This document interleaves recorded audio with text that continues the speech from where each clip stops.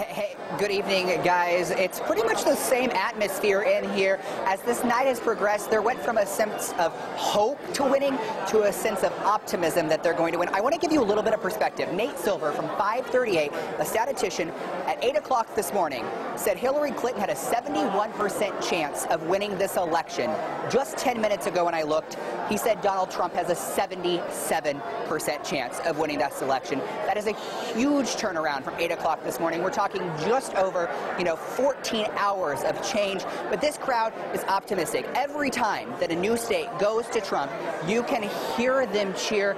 They become very excited. I've talked to multiple people in this room who say this is what they were hoping for. They were hoping for a sweep. They were hoping to see Trump beat Clinton, something that was not expected in the polls. I've seen it a lot online. This election will put the pollsters out of business, so to speak, is what people are saying.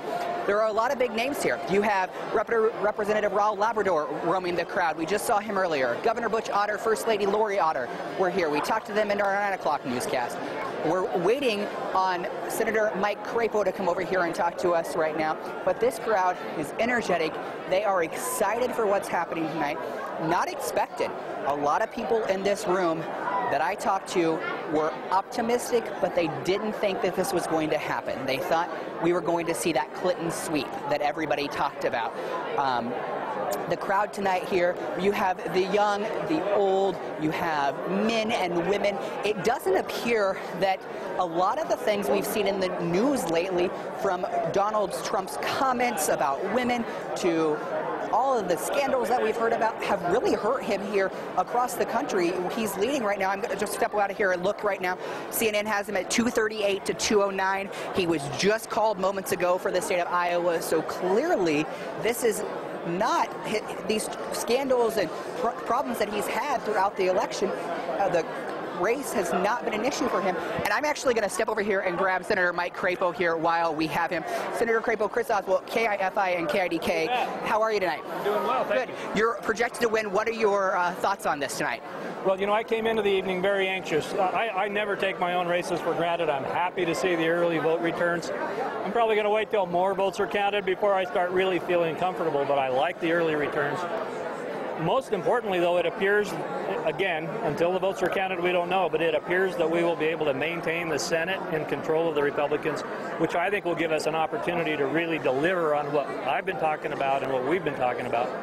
And if the presidential race goes the way that it's looking right now, we will have a president who will work with us. Donald Trump, I believe, will sign the legislation that we sent him to reform and replace Obamacare, to reform our tax code, to pull back on the administrative or the administration's ability, the president's ability to just unilaterally explode government through rules and regulations and executive orders and the things like that. And ultimately come back to the kind of system that our Constitution envisioned: limited government with a free market economy and a system in which we have strong individual rights and Americans can build their own American dream.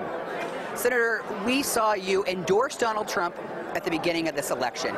You withdrew your endorsement of him just a month or so ago, and now you're talking very highly of him. Do you think that he is the best pick for president?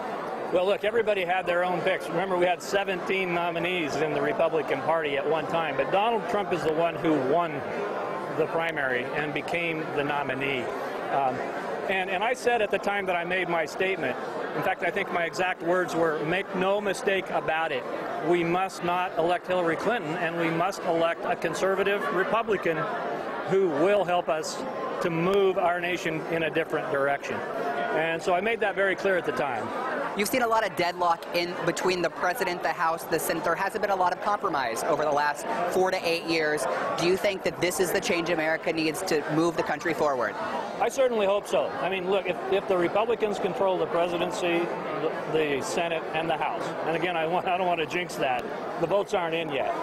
But if that happens, then I think it's incumbent upon Republicans to unify and to build a set of solutions to our debt, to our explosive government, to our health care system, so we have affordable health care that works, and the list is long. But we need to build solutions that can bring consensus and broad-based support around this country. And I believe that's a very important objective that Republicans must accept and pursue. Senator, I appreciate your time. Thank you so much for joining us. Good luck tonight. Thank you. So guys, obviously here, a lot of emotion. People are very excited about what's happening. We're going to send it back to you guys in the studio. All right. Really good questions, Chris. Thank you. We appreciate that. We're going to take a quick break and then we'll